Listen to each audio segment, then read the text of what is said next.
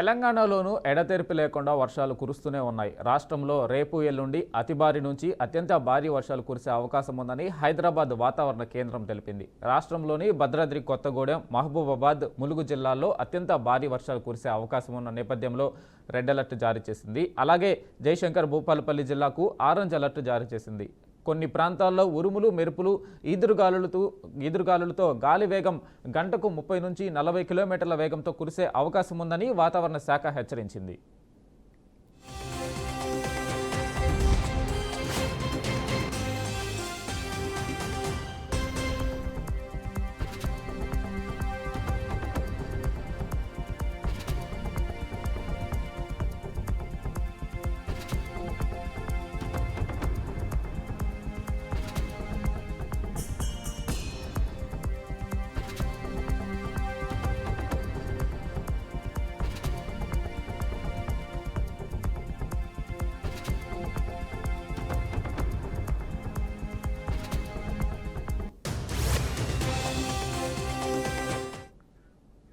దీనిపై మరింత సమాచారం మా ప్రతినిధి బాసిత్ అందిస్తారు. బాసిత్, చెప్పండి, తెలంగాణలో ఇంకా ఎన్ని రోజులు వర్షాలు పడే అవకాశం ఉంది? వాతావరణ శాఖ ఏం చెప్తుంది?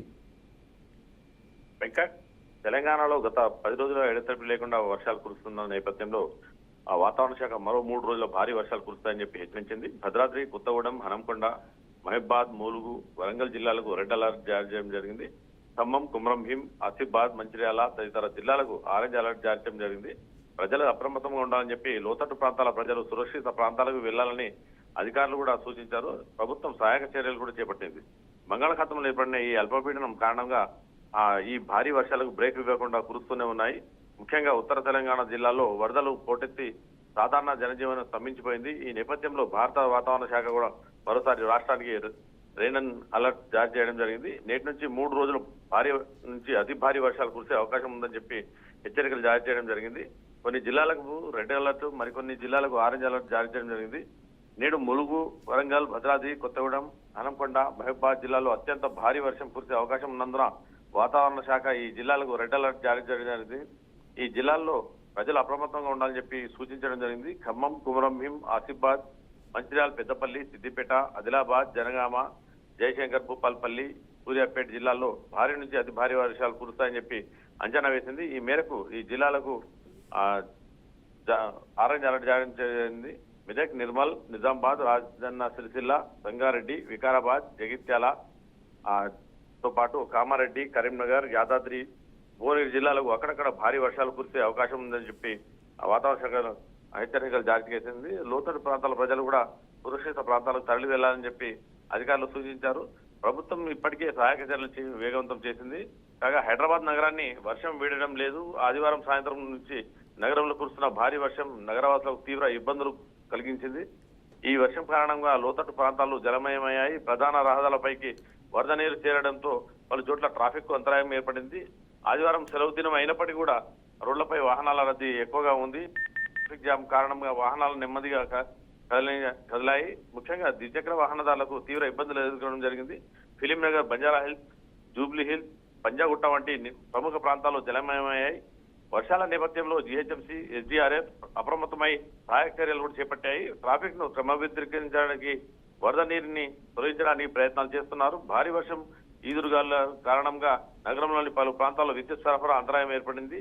ప్రధాన రహదారులైన ఉన్న వీధి దీపాలు కూడా వెలగపోవడంతో రాత్రి వేళ ప్రయాణం చేసే వారికి మరింత కష్టతరంగా మారిందని చెప్పొచ్చు. వెంకట్, అయితే అల్పపీడన ప్రభావం ఇంకా ఎన్ని రోజులు ఉండే అవకాశం ఉంది? ఇది తీరం దాటే పరిస్థితి ఉందా? అప్పుడు వానలు ఇంకా ఎక్కువ అయ్యే అవకాశం ఉందా? వాతావరణ శాఖ నుంచి మనకేమైనా సమాచారం ఉందా బాసిత్?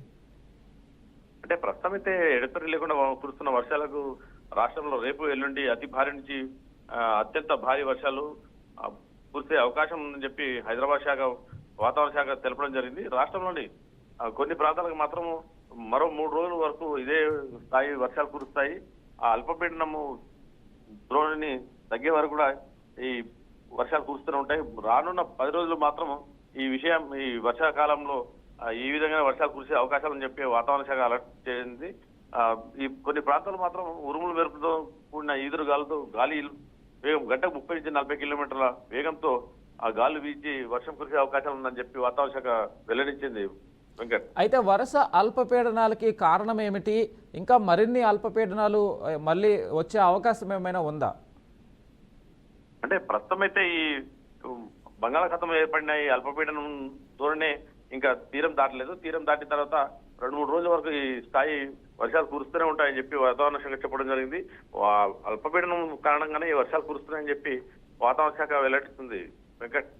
అయితే తెలంగాణలోని ఏదైతే రైతులకు సంబంధించి కావచ్చు, వారికి ఏమైనా ఎటువంటి ఇబ్బందులు ఏమైనా ఉన్నాయా? అధికారులు రైతులకు సంబంధించి ఏమైనా జాగ్రత్తలు తీసుకోవడము, వారికి సంబంధించి ఏమైనా సమాచారం ఉందా? అంటే పలు జిల్లాల్లో అతి భారీ వర్షాలు కురవడంతో చెరువులు కుంటలతో పాటు డ్యాంలు కూడా నిండు కుంటలా మారాయి.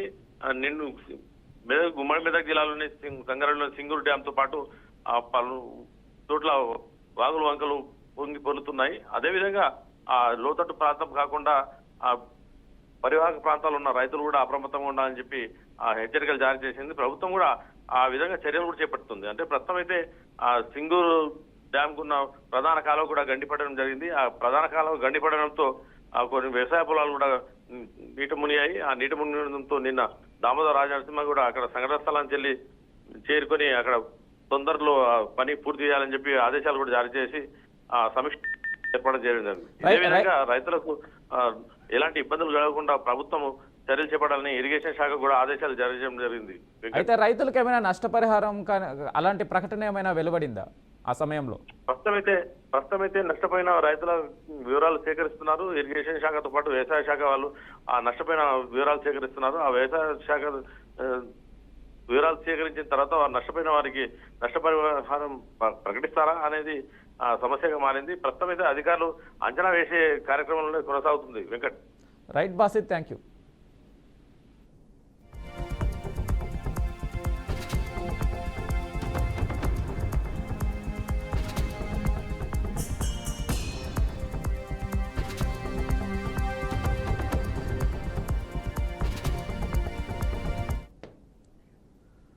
విశాఖ స్టీల్ ప్లాంట్లో కీలక పరిణామాలు చోటు చేసుకుంటున్నాయి. కర్మాగారాన్ని పూర్తి స్థాయిలో ప్రైవేటీకరించే దిశగా అడుగులు పడుతున్నాయి. కర్మాగారాన్ని రక్షిస్తామని యాజమాన్యం ఒకవైపు ప్రకటనలు చేస్తూనే మరోవైపు దశల వారీగా విభాగాలను ప్రైవేటీకరించేందుకు వడివడిగా అడుగులు వేస్తుంది. దీనిలో భాగంగా కర్మాగారంలో కీలకమైన 34 విభాగాలను ప్రైవేటీకరించేందుకు యాజమాన్యం నోటిఫికేషన్ జారీ చేయడం కలకలం రేపుతుంది. ఈ వ్యవహారంపై కార్మికులు ఆగ్రహం వ్యక్తం చేస్తున్నారు. కర్మాగారం విషయంలో యాజమాన్యం గోప్యత పాటిస్తూ రోజుకో నిర్ణయం తీసుకుంటుందని ఆగ్రహం వ్యక్తం చేస్తున్నారు. మరోవైపు ప్లాంట్ను ప్రైవేటీకరించేందుకు కేంద్రం ప్రకటన జారీ చేసిన నాటి నుంచి ఇప్పటి వరకు కర్మాగారంలో విభిన్న పరిస్థితులు నెలకొంటున్నాయి.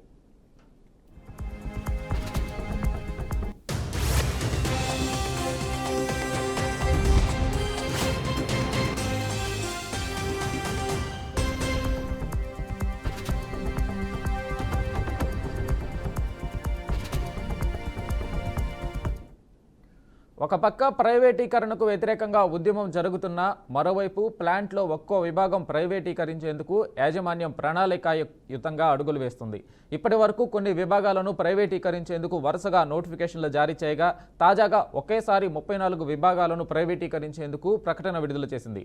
ఓ పక్క ప్లాంట్కు పూర్వ వైభవం తెస్తామని చెబుతున్న యాజమాన్యం ఇలా అన్ని విభాగాలను ప్రైవేటీకరించేందుకు నోటిఫికేషన్లు జారీ చేస్తూ ద్వంద్వ విధానాలు పాటిస్తుందనే వాదనలు వినిపిస్తున్నాయి.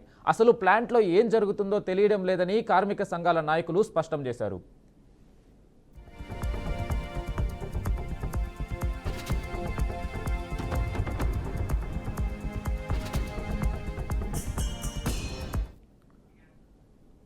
ఇక దీనిపై మరింత సమాచారం మా ప్రతినిధి ఈశ్వర్ అందిస్తారు. ఈశ్వర్, చెప్పండి, విశాఖ ఉక్కు ప్లాంట్కి సంబంధించి కార్మికులు ఆందోళన చేపడుతున్న సందర్భంలో యాజమాన్యం ఎటువంటి నిర్ణయాలు తీసుకుంటుంది, యాజమాన్యం గోప్యత పాటిస్తుందంటూ కార్మికులు చెబుతున్న పరిస్థితి ఉంది. సో దానికి అక్కడ జరుగుతున్న పూర్తి అప్డేట్స్ ఇవ్వండి. విశాఖ స్టీల్ ప్లాంట్ లో కీలక పరిణామం చోటు చేసుకుంది. ఇప్పటికే స్టీల్ ప్లాంట్ ప్రైవేటీకరణ చేస్తారంటూ కూడా పెద్ద ఎత్తున పుకార్లు వచ్చిన నేపథ్యంలో కూటమి ప్రభుత్వం ఖచ్చితంగా విశాఖ స్టీల్ ప్లాంట్ ను కాపాడుకుంటాం, ఎక్కడా కూడా ప్రైవేటీకరణ చేసే పరిస్థితి లేదంటూ కూడా కూటమి నేతలు అగ్రనేతలందరూ కూడా ప్రకటించిన నేపథ్యంలో మరొక కీలక పరిణామం ఇవాళ విశాఖ స్టీల్ ప్లాంట్ లో చేసుకున్న పరిస్థితి ఉంది. ఎందుకంటే దాదాపు కీలకమైన విభాగాలు 32 కీలకమైన విభాగాలు ఉన్నాయి విశాఖ స్టీల్ ప్లాంట్ లో. ఆ 32 కీలకమైన విభాగాలని ప్రైవేటీకరణ చేస్తూ టెండర్లు రిలీజ్ చేసే నేపథ్యంలో కార్మిక సంఘాల నాయకులందరూ కూడా తీవ్ర ఆగ్రహం వ్యక్తం చేస్తున్నారు. మరోసారి ఆందోళన చేయడానికి కూడా సిద్ధమవుతున్నారు. ఒక పక్క కూటమి ప్రభుత్వానికి సంబంధించినటువంటి ఎంపీలు వాళ్ళందరూ కూడా ఖచ్చితంగా స్టీల్ ప్లాంట్ ని కాపాడుకుంటామంటూ కూడా ప్రతిసారి చెప్తున్నప్పటికీ కూడా మరో పక్క తాప కింద నీరులా కేంద్ర ప్రభుత్వం తీసుకుంటున్నటువంటి నిర్ణయాలకు మాత్రం విశాఖ స్టీల్ ప్లాంట్ కార్మికులు మాత్రం తీవ్ర ఆగ్రహం వ్యక్తం చేస్తున్న పరిస్థితి కనిపిస్తుంది. ఎంతో ఘన చరిత్ర ఉన్న విశాఖ స్టీల్ ప్లాంట్ ని ప్రైవేటీకరణ చేస్తే ఒప్పుకునే ప్రసక్తే లేదంటూ కార్మిక సంఘాల నేతలైతే తీవ్ర ఆగ్రహం వ్యక్తం చేస్తున్నారు. అవసరమైతే ఢిల్లీ స్థాయిలో కూడా నిరసనలు ఆందోళన చేయడానికి మేము సిద్ధంగా ఉన్నామంటూ కూడా హెచ్చరికలు జారీ చేయడం జరిగింది. ఒకేసారి 32 కీలకమైన విభాగాలకు సంబంధించినటువంటి టెండర్లు రిలీజ్ చేసిన నేపథ్యంలో ఖచ్చితంగా కేంద్ర ప్రభుత్వం యొక్క కపటి ధోరణి అనేది ఖచ్చితంగా కనిపిస్తుంది అనేది ఇక్కడ ఉన్నటువంటి స్టీల్ ప్లాంట్ కార్మికుల యొక్క అభిప్రాయం. అలాగే విశాఖ స్టీల్ ప్లాంట్ ని ప్రైవేటీకరణ చేయమని కూటమి ప్రభుత్వానికి సంబంధించిన నేతలు చెబుతున్నారు. కేంద్ర ప్రభుత్వం మాత్రం చాప కింద నీరులా ప్రైవేటీకరణ చేసే వ్యవహారాన్ని మాత్రం చాప కింద నీరులా చేస్తుందంటూ కూడా మరికొంతమంది కార్మికులు తీవ్ర ఆగ్రహం వ్యక్తం చేస్తున్న పరిస్థితి కనిపిస్తుంది. ఇప్పటికే చాలా రోజుల పాటుగా విశాఖ స్టీల్ ప్లాంట్ ను కాపాడటానికి కార్మికులందరూ కూడా పెద్ద ఎత్తున నిరసన కార్యక్రమాలు ఆందోళనలు కూడా చేయడం జరిగింది. విశాఖ స్టీల్ ప్లాంట్ అడ్మిన్ భవనాన్ని ముట్టడించారు పలుమార్లు. అలాగే కార్మికులందరూ కూడా విధులను బహిష్కరించి నిరసనలు తెలియజేయడం, పెద్ద ఎత్తున ఆందోళన చేయడం, వినూత్న రూపంలో తమ నిరసన కార్యక్రమాలు కూడా చేయడం కూడా జరిగింది. అయినప్పటికీ కూడా కేంద్ర ప్రభుత్వం ఎందుకు ఇటువంటి వైఖరితో పోతుంది అంటూ కూడా వాళ్ళు ఆగ్రహం వ్యక్తం చేస్తున్నారు. మరోవైపు రాష్ట్రానికి సంబంధించి జనసేన, బీజేపీ, టీడీపీ 3 పార్టీలు కలిసి పోటీ చేయడం, 3 పార్టీలు కూడా ఆ పార్టీకి సంబంధించినటువంటి అధినేతలు కూడా ఏదైతే ఆంధ్రప్రదేశ్ లో ఉన్నటువంటి అగ్రనేతలు ఎవరైతే ఉంటారో వాళ్ళందరూ కూడా విశాఖ స్టీల్ ప్లాంట్ ని ప్రైవేటీకరణ చేయము, విశాఖ స్టీల్ ప్లాంట్ ని ఎట్టి పరిస్థితిలో ప్రైవేటీకరణ చేయడానికి మేము ఒప్పుకోము, కేంద్ర ప్రభుత్వం మెడలు ఉంచైనా సరే ప్రైవేటీకరణ ఆపుతామంటూ కూడా వాళ్ళందరూ కూడా చెప్తూ వస్తున్నారు. కానీ కేంద్ర ప్రభుత్వం మాత్రం చాప కింద నీరులా కీలకమైన ఒకే రోజు 32 విభాగాలకు సంబంధించి టెండర్లు రిలీజ్ చేసిన నేపథ్యంలో ఖచ్చితంగా ప్రైవేటీకరణ చేస్తాము అనే వాయిస్ ని కేంద్రం కార్మికులకి తెలియజేసిన నేపథ్యంలో మరొకసారి ఉద్యమం బయటకు వచ్చే అవకాశం అయితే కనిపిస్తుంది. స్టీల్ ప్లాంట్ లో ఉన్నటువంటి కార్మిక సంఘాల నేతలందరూ కూడా మరొకసారి రోడ్డు మీదకి వచ్చి ఆందోళన చేసే పరిస్థితి అయితే కనిపిస్తుంది. అయితే ఈశ్వర్, ఏదైతే ప్రభుత్వం సంబంధించిన నాయకులు ఎవరైనా కార్మిక సంఘాల నేతలతో మాట్లాడడం కానీ దీనికి సంబంధించి వివరణ ఇవ్వడం కానీ అలాంటి పరిస్థితి ఏమైనా ఉందా? ఖచ్చితంగా ప్రభుత్వానికి సంబంధించి కూటమి ప్రభుత్వంలో ఉన్నటువంటి ఎంపీలు, ముఖ్యంగా ఎంపీలందరూ కూడా విశాఖ స్టీల్ ప్లాంట్ ని ప్రైవేటీకరణ చేసే ప్రసక్తే లేదు, దాన్ని మేము అడ్డుకుంటాము, కేంద్ర ప్రభుత్వం కూడా మాకు మాటిచ్చిందని వీళ్ళు చెప్తున్నారు. కానీ కేంద్ర ప్రభుత్వం చేస్తున్నటువంటి చాప కింద నీరులో చేస్తున్నటువంటి వ్యవహారాలు చూస్తే ఖచ్చితంగా విశాఖ స్టీల్ ప్లాంట్ ని ప్రైవేటీకరణ చేస్తారనే భావన అయితే ప్రతి ఒక్కరిలో కనిపిస్తూ ఉంది. ఒకే రోజు 32 కీలకమైన విభాగాలని ప్రైవేటీకరణకు టెండర్లు రిలీజ్ చేసిన నేపథ్యంలో మరొకసారి కార్మికులందరూ కూడా ఆగ్రహం వ్యక్తం చేసే పరిస్థితి కనిపిస్తుంది. విశాఖ స్టీల్ ప్లాంట్ లో ఉన్నటువంటి వివిధ విభాగాలకు సంబంధించినటువంటి కార్మిక సంఘాల నేతలందరూ కూడా ఒకే తాటి మీద ఉన్నారు. వాళ్ళందరూ కూడా రోడ్డు మీదకి వచ్చి మరొకసారి నిరసన వ్యక్తం చేసే అవకాశాలు అయితే స్పష్టంగా కనిపిస్తున్నాయి. అయితే స్టీల్ ప్లాంట్ యాజమాన్యం ఏమైనా దానికి సంబంధించి ప్రకటన ఇవ్వడం కానీ, కార్మిక సంఘాల నాయకులు ఆందోళన పడుతున్న పరిస్థితుల్లో వారితో మాట్లాడడం కానీ ఇలాంటి పరిస్థితి ఏమైనా ఉందా? యాజమాన్యం అసలు స్పందిస్తుందా? స్టీల్ ప్లాంట్ కి సంబంధించినటువంటి యాజమాన్యం తీసుకున్న నిర్ణయాలకు మాత్రమే ఇక్కడ కార్మిక సంఘాలు తీవ్ర ఆగ్రహం వ్యక్తం చేస్తున్నాయి. ఇప్పటి వరకు కూడా స్టీల్ ప్లాంట్ యాజమాన్యం కార్మికులకు ఎలాంటి హామీ కూడా ఇవ్వలేదు. కానీ టెండర్లు ఏదైతే 32 ప్రధానమైన విభాగాలకు సంబంధించినటువంటి ప్రైవేటీకరణ టెండర్లు రిలీజ్ చేసిన నేపథ్యంలో స్టీల్ ప్లాంట్ యాజమాన్యం వైఖరి అనేది ఒక స్పష్టత వచ్చిన నేపథ్యంలో దీన్ని అడ్డుకునేందుకు స్టీల్ ప్లాంట్ లో ఉన్నటువంటి కార్మిక సంఘాలన్నీ కూడా ఒక తాటి మీదకి వచ్చి మరొకసారి ఉద్యమాన్ని తారాస్థాయికి తీసుకెళ్లే అవకాశాలు అయితే స్పష్టంగా కనిపిస్తున్నాయి. Right Eshwar, thank you.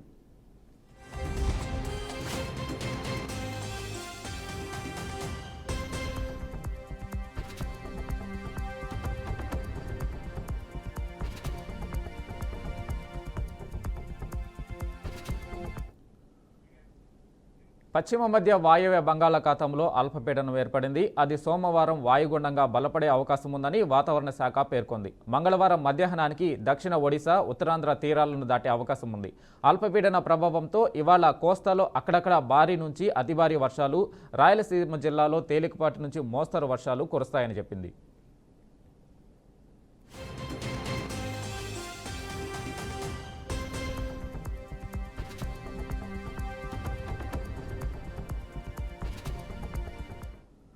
Srikakulam, Vizianagaram, మన్యం, అల్లూరు జిల్లాల్లో కొన్ని ప్రాంతాల్లో భారీ నుంచి అతి భారీ వర్షాలు, విశాఖపట్నం, అనకాపల్లి, కాకినాడ జిల్లాల్లో కొన్ని ప్రాంతాల్లో భారీ నుంచి అతి భారీ వర్షాలు కురిసే అవకాశం ఉంది. కోనసీమ, తూర్పుగోదావరి, పశ్చిమ గోదావరి, ఏలూరు జిల్లాల్లో అక్కడక్కడ మోస్తారు నుంచి భారీ వర్షాలు, కృష్ణా, ఎన్టీఆర్, గుంటూరు జిల్లాల్లో అక్కడక్కడ మోస్తారు నుంచి భారీ వర్షాలు కురుస్తాయని ఏపీ విపత్తుల నిర్వహణ సంస్థ పేర్కొంది. మత్స్యకారులు వేటకు వెళ్లరాదని, ప్రజలు అప్రమత్తంగా ఉండాలని కోరింది. అటు వర్షాల నేపథ్యంలో రాష్ట్ర అధికారులు అప్రమత్తమయ్యారు. విశాఖ, అనకాపల్లి, అల్లూరు జిల్లాలలోని పాఠశాలలకు సెలవులు ప్రకటించారు.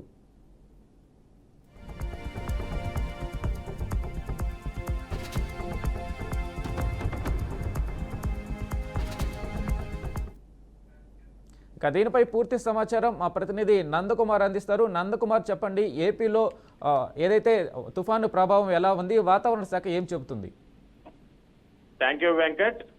ఏదైతే రెండు తెలుగు రాష్ట్రాలకి ఈ యొక్క బంగాళాఖాతంలో ఏర్పడిన అల్పపీడనం నేపథ్యంలోని భారీ నుండి అతి భారీ వర్షాలు పడతాయని ఇప్పటికే ఇండియన్ మెట్రలాజికల్ డిపార్ట్మెంట్ అయితే తెలియజేసింది. ముఖ్యంగా కోస్టల్ జిల్లాలైన ఇటు నెల్లూరు నుండి శ్రీకాకుళం వరకు భారీ నుండి అతి భారీ వర్షాలు పడతాయని చెప్పి ఇప్పటికే ఐఎండీ శాఖ హెచ్చరించిన నేపథ్యంలో కొన్ని జిల్లాలకైతే రెడ్ జోన్ ప్రకటించడం అయింది. ముఖ్యంగా చూసుకుంటే అల్లూరి జిల్లా, విశాఖ, అనకాపల్లి, కాకినాడ, కోనసీమ, తూగో జిల్లా, అలాగే పశ్చిమ గోదావరి జిల్లా, ఏలూరు, గుంటూరు, ఎన్టీఆర్ జిల్లాలకైతే భారీ వర్ష సూచన ఉన్నట్టుగా ఇప్పుడే చెప్పిన నేపథ్యంలో ఇటు ఎన్డీఆర్ఎఫ్ అలాగే స్టేట్ డిజాస్టర్ మేనేజ్మెంట్ సిస్టమ్ అందరూ కూడా అలర్ట్ అయి ఉన్నారు. ముఖ్యంగా లోతట్టు ప్రాంతాల్లోని ప్రజలు ఎక్కడెక్కడ ఉన్నారో వాళ్ళందరినీ కూడా సురక్షిత ప్రాంతాలకి తరలించేటందుకు అధికారులు ఇప్పటికే అన్ని రకాలుగా ఆదేశాలు జారీ చేశారు. ముఖ్యంగా హోంమంత్రి వంగలపూడి అనిత నిర్వహించిన సమావేశంలో జిల్లా కలెక్టర్లందరినీ కూడా అలర్ట్ చేసి ఎటువంటి అవాంఛనీయ సంఘటనలు జరగకుండా ముందస్తు చర్యల్లో భాగంగా అన్ని రకాల చర్యలు కూడా చేపట్టారు. అయితే రెవెన్యూ యంత్రాంగం అలాగే జీవీఎంసీకి సంబంధించి విశాఖపట్నం వరకు కూడా వీళ్ళందరూ ఎప్పటికప్పుడు అలర్ట్ గా ఉన్నారు. లోతట్టు ప్రాంతాలు ఎక్కడైనా కూడా జలమయం అయ్యేటట్టు ఉండుంటే అక్కడ ఉన్న ప్రజల్ని సురక్షిత ప్రాంతాలకు తరలిస్తున్నారు. ముఖ్యంగా విశాఖపట్నం వరకు చూసుకుంటే ఇటు గంగవరం పోర్టు, ఫిషింగ్ హార్బర్, అలాగే భీమునిపట్నం, వీటన్నిటికీ కూడా ఈ యొక్క సీ రఫ్ నేచర్ ఉన్న నేపథ్యంలోని అక్కడ ఉన్న మత్స్యకారులందరినీ కూడా సురక్షిత ప్రాంతాలకు తరలించారు. అలాగే ఇప్పటి వరకు ఎవరైతే మత్స్యకారులు సముద్రంలో వేటలో ఉన్నారో వాళ్ళందరికీ కూడా ఈ యొక్క శాటిలైట్ ఫోన్స్ ద్వారా దగ్గరలో ఉన్న తీరాలకు వచ్చే విధంగా కూడా ఆదేశాలు అయితే జారీ చేశారు. అలాగే ఇంత భారీ వర్షాలు కురుస్తున్న నేపథ్యంలో ముఖ్యంగా విండ్ స్పీడ్ దాదాపు 45 నుంచి 55 కిలోమీటర్ల మేర ఉండే ఈ యొక్క విండ్ స్పీడ్ ఉన్న నేపథ్యంలో ముఖ్యంగా ప్రజలందరూ కూడా చాలా అప్రమత్తంగా ఉండాలి. ఏదైనా ముఖ్యమైన పని ఉంటే మాత్రమే బయటకు వచ్చే విధంగా అధికారులు ఇప్పటికే ఆదేశాలు అయితే జారీ చేశారు. అలాగే ఇటు ఏజెన్సీ ప్రాంతాల వరకు పాడేరు, చింతపల్లి, అరకు, సీలేరు వీటన్నిటిలో కూడా గిరిజన ప్రాంతాల్లోనే వాగులు, వంగలు భారీ ఉన్న నేపథ్యంలో అక్కడ గిరిజనులందరికీ కూడా ఇప్పుడు ఎవరైతే అల్లూరు జిల్లాకి సంబంధించి కలెక్టర్ గా ఉన్న దినేష్ కుమార్ అక్కడ స్కూల్స్ అన్ని కూడా ఇప్పటికే సెలవు ప్రకటించారు. ముఖ్యంగా వాగులు, వంకలు దాటకూడదని ఎవరైతే ఇటు వాగులు, వంకలకి అవతల వైపు ఉన్న గ్రామాలు ఏవైతే ఉన్నాయో వాటన్నిటికీ కూడా కొంత మేరకి ఈ యొక్క ఫుడ్ ప్రావిజన్ కూడా చేసేటందుకు కూడా అక్కడ అధికారులు అన్ని రకాలుగా చర్యలు చేపడుతున్నారు. అలాగే సిటీల వరకు నగరంలో చూసుకుంటే ఎక్కడికక్కడ EX 200 ఇవన్నీ కూడా అంటే చెత్త అది పేరుపోకుండా, వాటర్ నిల్వ ఉండకుండా, ఎక్కడా కూడా ఎలక్ట్రిసిటీ డిపార్ట్మెంట్ అంతరాయం కలగకుండా ఇటు రెవెన్యూ విభాగం ముఖ్యంగా కలెక్టరేట్ లోని ఈ యొక్క కంట్రోల్ రూమ్ ఏర్పాటు చేసి ప్రజల నుంచి అయితే ఫిర్యాదులు స్వీకరిస్తున్నారు వెంకట్. ఇదే నేపథ్యంలో చూసుకుంటే ఈ యొక్క భారీ వర్షాలు మరొక 3 రోజులు ఉండే అవకాశం ఉన్నట్టుగా ఐఎండీ శాఖ అధికారులు ఇప్పటికే తెలియజేసిన నేపథ్యంలో ప్రజలందరూ అప్రమత్తంగా ఉండాలని చెప్పి ఇప్పటికే ప్రభుత్వం సూచించింది వెంకట్. అయితే ఏపీలో ఉన్న డ్యాముల పరిస్థితి ఏంది? ఆ డ్యాములు ఏదైనా నీటి మట్టం ఇంకా పెరిగే అవకాశం ఉందా? డ్యామ్ గేట్లను ఎత్తే పరిస్థితి ఉందా? ఒకవేళ అలాంటి పరిస్థితుల్లో అధికారులు ఏమైనా ప్రత్యేక చర్యలు తీసుకున్నారా? ఇప్పటికే ఎక్కడికక్కడ అంటే మన ఇటు ఆంధ్ర వరకు చూసుకుంటే ఎక్కడెక్కడైతే ఈ యొక్క నీట నిల్వ ఉండే డ్యామ్స్ అవి ఉన్నాయో వాటి యొక్క నీటి సామర్థ్యాన్ని ఇరిగేషన్ డిపార్ట్మెంట్ అధికారులు ఇప్పటికే అక్కడ 24/7 వచ్చే అంటే అవుట్పుట్ ఎంత ఉన్నది ఇన్పుట్ ఎంత ఉన్నది అన్న దానిపైన ఎప్పటికప్పుడు అధికారులకి తెలియజేస్తున్నారు. ఒకవేళ నీటి మొత్తం పెరిగే అవకాశాలు ఉంటే మట్టుగా దిగువకు వదిలించే విధంగా, అలాగే ప్రజలకు కూడా ఎటువంటి అసౌకర్యం కలగకుండా ఎన్ని గేట్లు ఎత్తడం వల్ల ఈ యొక్క వాటర్ ఫ్లో అనేది సరిసమానంగా ఉంటది అనేది కూడా ఇరిగేషన్ డిపార్ట్మెంట్ అధికారులతోటి మాట్లాడుతున్నారు. అలాగే ఎన్డీఆర్ఎఫ్, ఎస్డీఆర్ఎఫ్ కి సంబంధించిన ఈ యొక్క బలగాలు కూడా ఆ డ్యామ్స్ దగ్గర చేరుకొని ఎప్పటికప్పుడు కంటిన్యూగా మానిటరింగ్ అయితే చేస్తున్నారు. ఏదేమైనప్పటికీ కూడా ఇన్ఫ్లో అవుట్ఫ్లో చూస్తే దాన్ని బట్టే ఈ యొక్క వాటర్ ని బయటకు వదిలే విధంగా కూడా అధికారులు చేపడుతున్నారు. అయితే ప్రస్తుతానికి పడుతున్న భారీ వర్షాల నేపథ్యంలో ఎగువ నుండి దిగువకి ముఖ్యంగా చూసుకుంటే ఇటు సీలేరు అటువంటి ప్రాంతాల్లో ఎగువ నుండి భారీగా వరద నీరు వస్తున్న నేపథ్యంలో వాటన్నిటికీ కూడా ఒక సమపాలనగా సాగ్రిగేట్ చేస్తూ ఎన్ని గేట్స్ ఓపెన్ చేస్తే ప్రజలకి ప్రాబ్లం లేకుండా ఉంటుందో అన్ని విధాలుగా ఈ యొక్క డ్యామ్స్ తాలూకా నిల్వలను కూడా సరిచేస్తున్నారు ఇరిగేషన్ డిపార్ట్మెంట్ అధికారులు. Venkat. Right Nandakumar, thank you.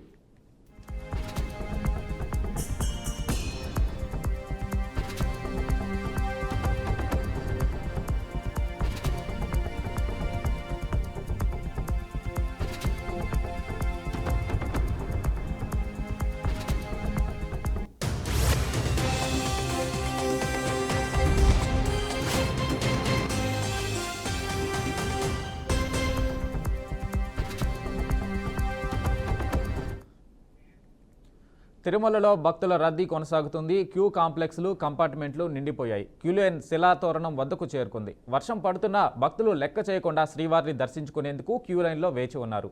TTD అధికారులు ఎప్పటికప్పుడు క్యూలైన్లను పర్యవేక్షిస్తున్నారు. మరోవైపు ఎడతెరిపి లేకుండా వర్షం పడుతూనే ఉంది.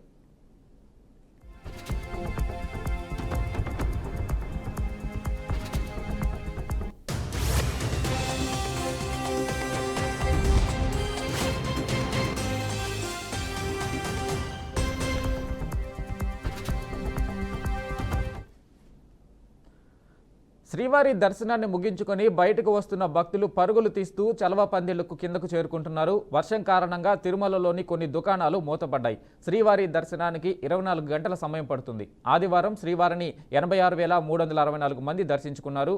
అదేవిధంగా 42,043 మంది తలనీలాలు సమర్పించారు. స్వామివారికి హుండీ రూపంలో 4,46,00,000 రూపాయల ఆదాయం వచ్చింది. ఇక దీనిపై పూర్తి సమాచారం మా బ్యూరో చీఫ్ గోపీనాథ్ అందిస్తారు. గోపీనాథ్, చెప్పండి, తిరుమలలోని భక్తుల రద్దీ ఎక్కువగా ఉన్న పరిస్థితుల్లో అక్కడ అధికారులు ఏమైనా ప్రత్యేక ఏర్పాట్లు చేశారా? అక్కడ పూర్తి సమాచారం చెప్పండి. వెంకట్, మొత్తం మీద గత 3-4 రోజుల నుంచి కూడా వరుస సెలవులు కొనసాగుతున్న నేపథ్యంలో తిరుమలకి విపరీతంగా భక్తుల రద్దీ కొనసాగుతుంది. గత 3 రోజుల నుంచి కూడా మొత్తం వైకుంఠం లోపల కంపార్ట్మెంట్ అనేది కూడా నిండిపోయి శిలాతోరణం వరకు అంటే దాదాపుగా 3-4 కిలోమీటర్ల వరకు క్యూ లైన్ లో భక్తులు స్వామివారి దర్శనం కోసం పడిగాపులు కాస్తున్నారు. క్షణకాల దర్శనం కోసం అంటే 2 తెలుగు రాష్ట్రాల నుంచే కాకుండా ఇతర ప్రాంతాల నుంచి పెద్ద ఎత్తున భక్తులు వస్తున్న నేపథ్యంలో భక్తుల్ని సంతృప్తికర దర్శనం చేయించడానికి టీటీడీ అధికార యంత్రాంగం తీవ్రమైనటువంటి కృషి చేస్తుందని మనం చెప్పొచ్చు. గదులు, కాటేజీలు దొరకడం లేదు, నానా రకాల ఇబ్బందులు పడుతున్నారు. మరోవైపు ఈ తుఫాను ప్రభావం కారణంగా గత 3-4 రోజుల నుంచి కూడా వర్షాలు కురుస్తున్నాయి కాబట్టి తిరుమలకు సంబంధించి ఇక్కడికి వచ్చిన భక్తులకి చలి తీవ్రత, ఈదురుగాలు ఇవన్నీ కూడా ఎక్కువగా ఉన్నాయి. దాని కారణంగా చిన్నపిల్లలు, ఇట్లా మహిళలు, వృద్ధులు వీళ్ళందరూ కూడా తీవ్ర అవస్థలు పడుతున్నారు. విపరీతమైన చలి కొనసాగుతుంది. మరోవైపు ఈదురుగాలు కూడా భారీగా ఇస్తున్నాయి. మరోవైపు తిరుమలకు సంబంధించి ఘాట్ రోడ్ల ప్రయాణం కూడా వాహనదారులకు కష్టతరంగా మారింది. కాలిబాటకుండా నడిచి వచ్చే భక్తుల సంఖ్య ప్రతిరోజు కూడా గతంలో 30 నుంచి 40 వేల మంది భక్తులు ఉంటే ఈ 3-4 రోజుల్లోనే దాదాపుగా 60 నుంచి 70 వేల మంది భక్తులు కూడా నడుచుకుంటూ తిరుమలకి వెళ్లి శ్రీవారి దర్శనం కోసం అంటే తీవ్ర ఇబ్బందులు పడుతున్నారు. మొత్తం మీద అంటే స్వామి దర్శనానికి నిన్న మొన్న ఈ 3 రోజులు కూడా దాదాపు 20 నుంచి 25 గంటల సమయం పడతా ఉంటే సామాన్య భక్తులకు సంబంధించి ఇక విఐపి ప్రోటోకాల్ సంబంధించి ప్రముఖులకు మాత్రమే దర్శనాలు కొనసాగించారు. మిగతా సిఫారసు లేఖలన్నింటినీ కూడా ఎందుకంటే ఎమ్మెల్యేలు, ఎంపీలు వీళ్ళందరూ ఇచ్చిన సిఫారసు లేఖలతో కూడా టీటీడీ దర్శనాలు కేటాయిస్తూ ఉంటుంది. ఈ అధిక రద్దీ కొనసాగుతున్న నేపథ్యంలో వాటిని కూడా తాత్కాలికంగా టీటీడీ అధికారులు రద్దు రద్దు చేయడం జరిగింది. అయితే రద్దీ మాత్రం ఇవాళ కూడా కొనసాగే అవకాశం అయితే ఉంది. నిన్న కూడా దాదాపు 80 నుంచి 90 వేల మంది భక్తులు శ్రీవారిని దర్శనం చేసుకోవడం జరిగింది. ప్రోటోకాల్ తో పాటు ఏదైతే మిగిలినటువంటి దర్శనాలకు సంబంధించిన భక్తులు కూడా మరో 10,000 మంది వరకు కూడా దర్శనం చేసుకున్నారు. ఆ రద్దీ ఇంకా కూడా కొనసాగుతుంది. ఇంకా కూడా 31 కంపార్ట్మెంట్ కూడా నిండిపోయి దాదాపుగా 2 కిలోమీటర్ల వరకు కూడా అంటే కంపార్ట్మెంట్ లో కాకుండా అదే కాకుండా ఈ క్యూ లైన్ లో భక్తులు తీవ్ర ఇబ్బందులు పడుతున్నారు. వాళ్ళకందరికీ కూడా ఈ శ్రీవారి సేవకులు టీటీడీ సిబ్బంది ద్వారా తాత్కాలిక ఏర్పాట్లు చేయడం జరిగింది. తిరుపతి ఎస్పీ కూడా ఇక్కడికి తిరుమలకి చేరుకుని అంటే తోపులాట్లకి తొక్కిసలాటం లేకుండా చర్యలు తీసుకోవడం జరిగింది. అదనపు పోలీసుల్ని భద్రతా సిబ్బందిని ఏర్పాటు చేసుకుని క్యూలైన్లన్నీ నిండిపోయి రోడ్లపైన ఎక్కడ పడితే అక్కడ భక్తులు స్వామి దర్శనం కోసం పరుగులు తీస్తున్న నేపథ్యంలో భారీ రోప్స్ ఏర్పాటు చేసుకుని భక్తులకి ఇబ్బందులు లేకుండా వాళ్ళకందరినీ కూడా క్యూలైన్ల ద్వారా సర్వదర్శనానికి అదేవిధంగానే 300 రూపాయల ప్రత్యేక ప్రవేశ దర్శనానికి మిగిలిన దర్శనాలకి అన్నింటినీ కూడా కొనసాగిస్తున్నారు. సో మొత్తం మీద ఇవాళంతా కూడా రద్దీ కొనసాగుతుంది. రేపటికి తగ్గుముఖం పట్టే అవకాశం అయితే ఉంది Venkat. Right Gopinath, thank you.